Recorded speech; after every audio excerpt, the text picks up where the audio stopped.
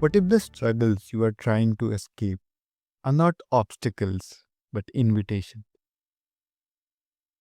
What if life is not pushing you but patiently arranging the exact mirrors you need to finally see what has been hidden beneath the surface? Welcome to Cosmic Confluence, a space where psychology, spirituality, and lived experience meet in curiosity rather than certainty. I'm Yusuf, and today I'm joined by Dr. Christiaan Oranje, a transformational speaker who guides people through what he calls puzzle style conversations, where insight is revealed gradually, not forcefully. Together, we will explore suffering, unconsciousness healing, and how life itself becomes the mirror that shows us what is ready to be healed. With that, I welcome Dr. Christiaan Oranje to the show. Yusuf, what an extraordinary introduction. I'm touched. Thank you so much, sir. I would request you to take the lead and Sure. Yeah, I'm glad to. So I'd like to invite the listeners to go on a little adventure with me. Let's say a treasure hunt. And what I'm about to present is like putting a puzzle together. We have all these pieces on the table with a box that has no picture on top of it because that's life. And by slowly putting every piece in place, it becomes clear what all this is about. And with every treasure hunt there's a map coming with it. A map on which you can see where the mountains are, the forests, the rivers, and there's a dotted line that shows you the path from where you are now and to the red cross where you find the treasure. Another way to say it is that I'd like to take you on a helicopter ride, and in doing so, you're able to see the territory that I'm talking about and the territory that I feel is important to show you, to give you a kind of an idea and understanding of what actually is happening and why it is happening and how to best deal with it. So, here we go. This territory you're about to see can be summarized in what I call the triple dynamic, which is something that, to my knowledge, no one is speaking about in this way. This triple dynamic consists out of three elements. Firstly, what is it that really happens when we numb or suppress uncomfortable feelings and thoughts? Secondly, how is life showing us what needs healing as we transition into a higher dimensional way of living? And thirdly, why is it that mindset and subconscious work often don't lead to lasting change? Now, to give you a bit of context, I'm primarily working with affluent soul seeking women over 40 who have it all, yet feel empty, unfulfilled, and struggle to be happy. And I like to use the work I do with them to illustrate principles that anyone here listening can relate to, simply because with them it's the most obvious. At least that is from my experience. This is what has led to my discovery. Quite recently, I noticed a remarkable shift in seeing different kinds of clients reaching out to ask for my assistance, and the issues they were bringing to the table were more complex and more severe. And that made me wonder why. I found that there is a certain theme that all of the clients I work with have in common. And this is what I have called the triple dynamic. Back to the world of the affluent to explore the first element, the numbing part. In the high society circles, there is an unspoken rule that it is considered to be not done when you openly, and sometimes even publicly, speak about your more deeper and darker feelings and thoughts. In those circles, you are trained to keep up appearance, to smile, and even when you're falling apart inside. I call this the silent epidemic among the affluent. Their suffering is invisible. Now, I'm not here to criticize that rule. I understand why it came into being and what its function is. What I do want to do is to point out the consequences that I see that cultivating such an attitude has. Now, for you listening, think about your own upbringing, parents, teachers, etc. Were your emotions welcomed? Could you express yourself freely? This is another kind of an environment, the upbringing and influenced by parents and teachers where the habit of numbing is cultivated. Numbing can also come from a sudden, unexpected negative impact, call it traumatic event, in which it was all too much at once to process. So we pushed what we couldn't handle into our sub and sometimes straight into our unconscious. And here comes the first element of the triple dynamic into play. All that we suppress um, has become part of what I call our conditioning. I call it our negative patterns of behavior in thinking, limiting beliefs, feeling, negative emotions, and the way we act, including the choices and decisions we make. I see a direct relationship between the degree to which someone suppresses negative feelings and thoughts and the way this expresses itself in their outer circumstances. Take, for instance, again the tendency towards numbing. Numbing has various side effects and consequences. It can show up as burnout, physical illness, or chronic fatigue, for instance. But for today, I want to emphasize one particular side effect, which has to do with a simple principle. The moment you suppress the negative feelings and thoughts you don't want to feel or think, you automatically restrict your ability to express and experience the pleasant thoughts and feelings you do want to feel and think. And this is my explanation for why so many wealthy people who have surrounded themselves with the lifestyle dreams are made of feel empty, unfulfilled, and unhappy, telling me that they are unable to truly enjoy all the richness life has to offer. This is what the current clients I'm working with are reporting back to me about what they're struggling with. And listeners, see in which of these descriptions you recognize yourself in. They feel unhappy despite having everything, without knowing why and not knowing what to do to change it.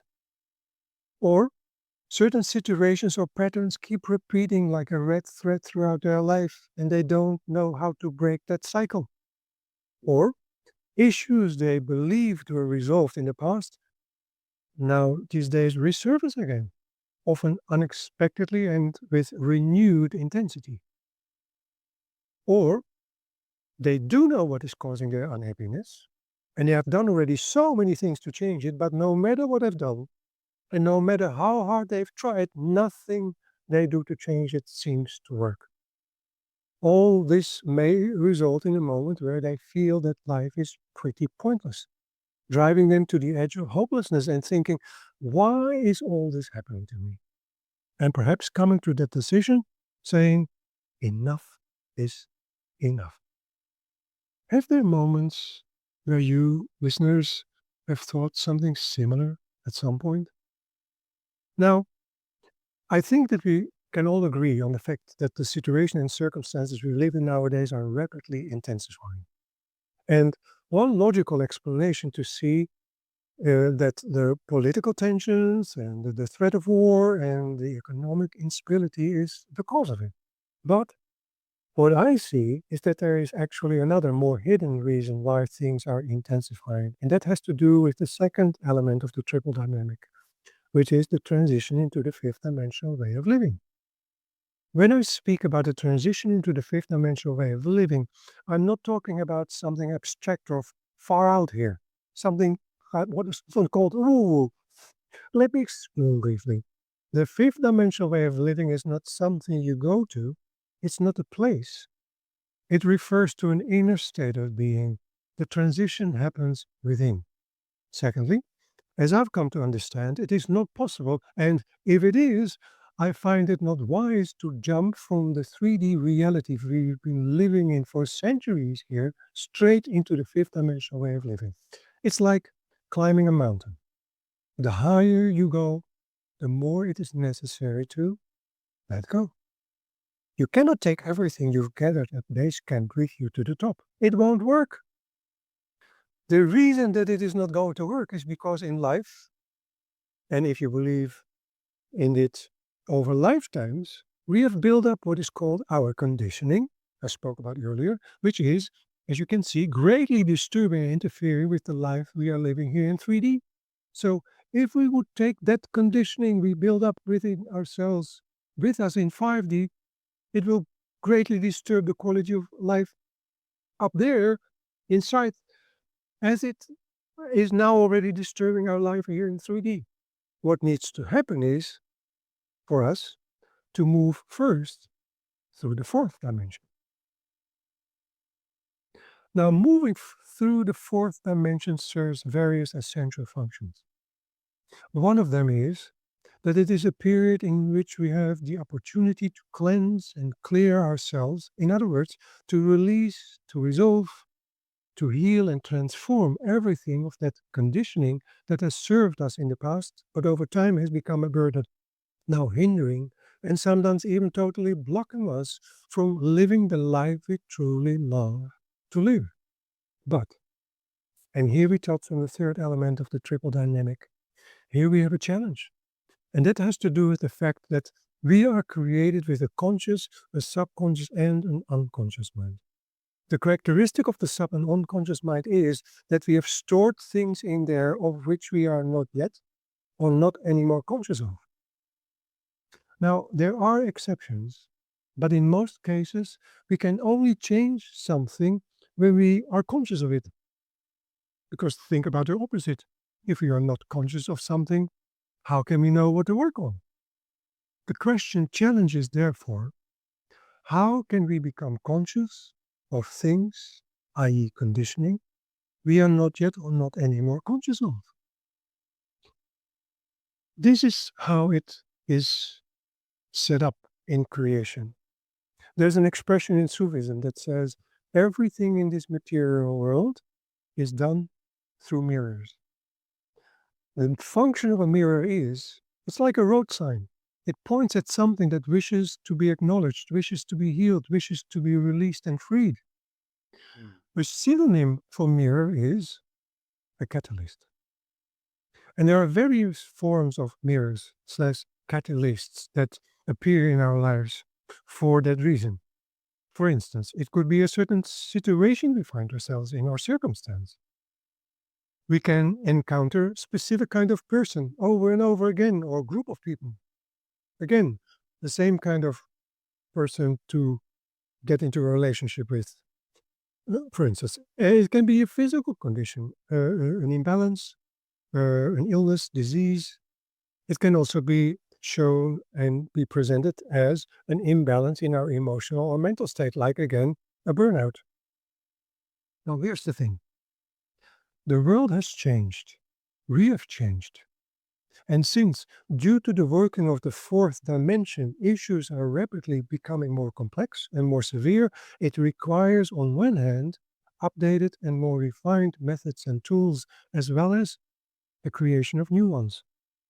It's, for instance, the reason why the clients I work with report back to me that the certain traditional methods they're using or the traditional routines are not bringing them anymore the benefits as it used to be. And that has to do with this. And the change of circumstances and the complexity of the issues we encounter.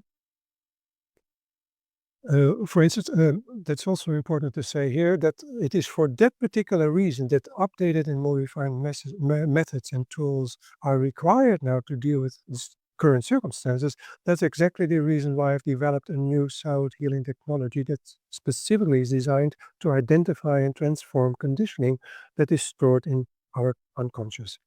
And the change of circumstances and the complexity of the issues we encounter means that there is a deeper transformational journey necessary in order to properly address and resolve it.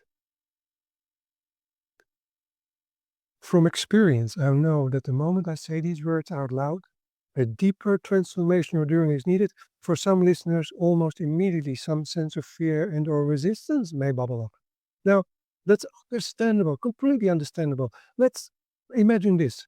Let's say your passion is to dance on a high rope in one of those big circuit stops.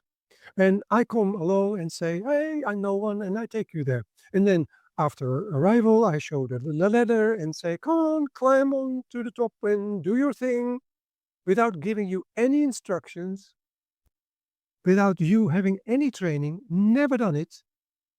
What do you think? Is there a possibility that in that moment you start to feel some fear and some resistance to do it? Of course you would. Now, however, the moment I explain, for instance, that there are three types of resistances, and this is the way how you can handle it best.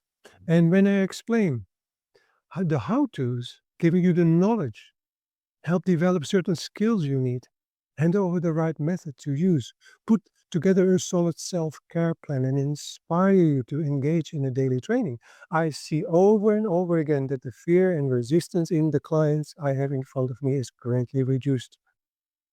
What it all comes down to, and this is a good thing to remember, before you dive into such a deeper transformational journey, make sure you establish the proper circumstances and conditions to do this work in a safe and secure way. Wow. Thank you so much, sir, for explaining this deeply, this clearly, and this profoundly. I have some questions, if I may. Sure, of course. Many people believe that healing is about fixing what is broken or eliminating pain as quickly as possible. From your experience, what do we misunderstand about suffering at the most fundamental level?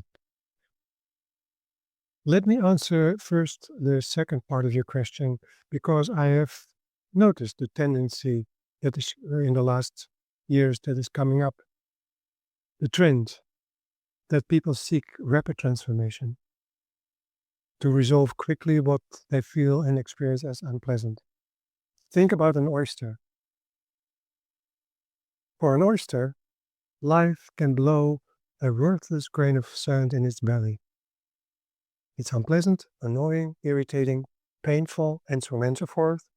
Let's say that I would, when that happens, would be another oyster trained in rapid transformational techniques, and that leads to the oyster who have the worthless grain of sand in its belly to remove it instantly.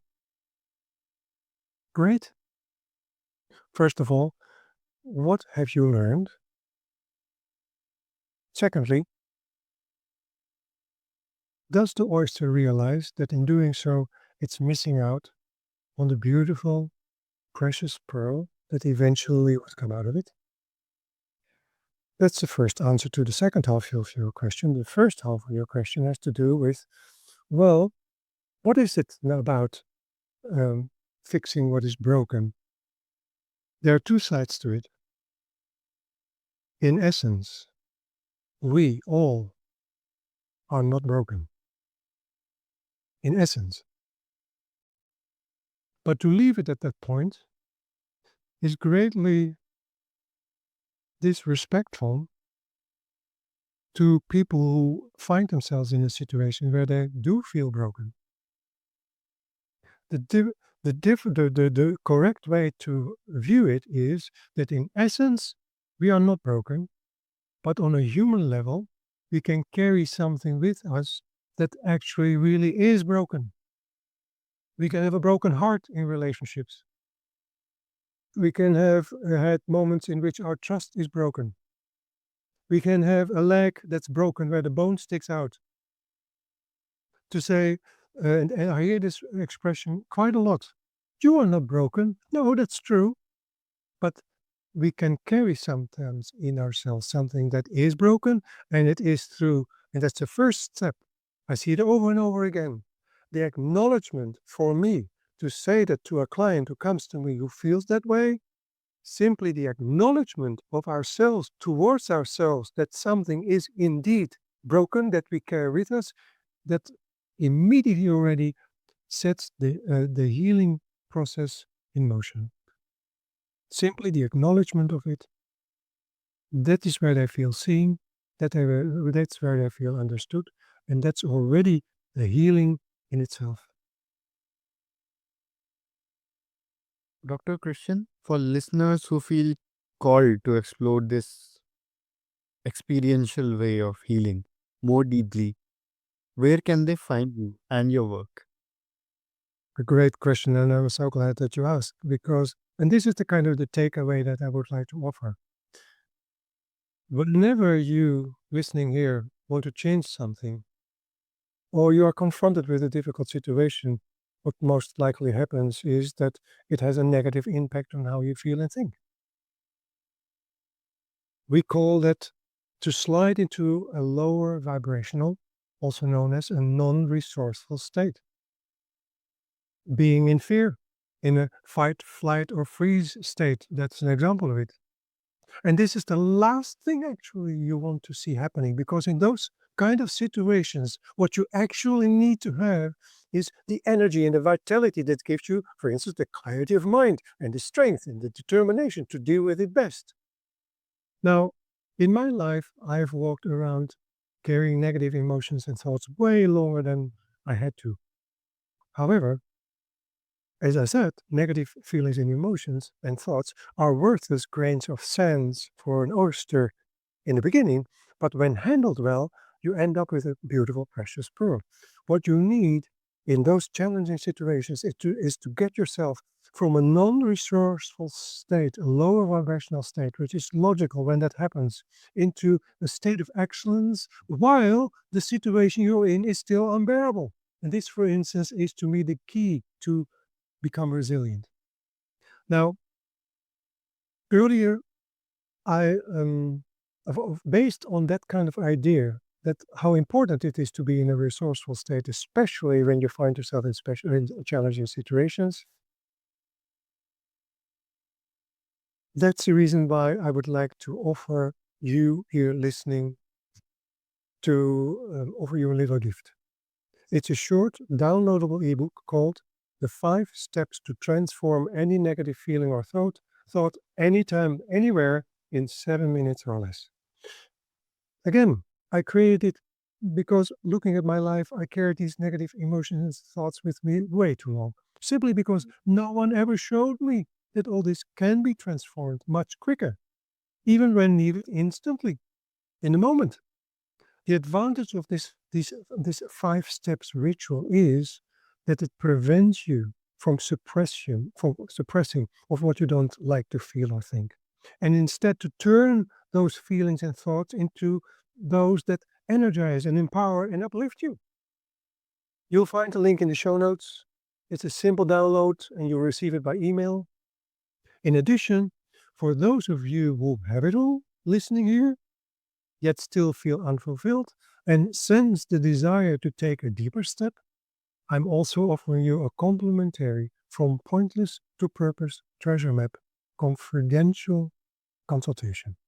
It's a 1-hour conversation where you can experience how I work, ask your questions directly, and explore whether I'm the right person to assist you in making the changes you want or need to make. And just to be clear, this is a no pressure consultation. There are no obligations. It's simply an invitation to explore. Thank you so much, sir, for joining us on Cosmic Confluence today. My pleasure, Yusuf. Pleasure to serve you and your audience. It's a great honor. Thank you. And to all our listeners, if something shifted quietly inside you today, trust that movement. You do not need to rush it. Let the pieces settle in their own time.